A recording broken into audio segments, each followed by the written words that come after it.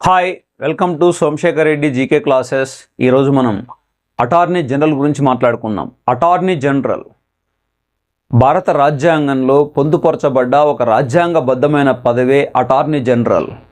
Attorney general కోసం ప్రత్యేకంగా article 76 లేదా నిబంధన 76 కేటాయించడం జరిగింది.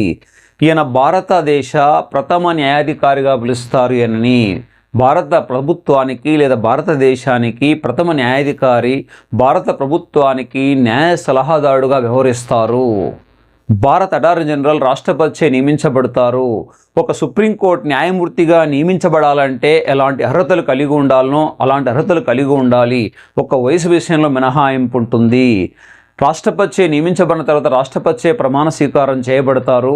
ఈయన పదవీ కాలం 6 సంవత్సరాలు, కానీ భద్రత ఉండదు. ఎప్పుడైనా రాష్ట్రపతి కేంద్ర కేబినెట్ సలహా మేరకు లేదా ప్రధానమంత్రి సలహా మేరకు ఈయన తొలగించవచ్చు.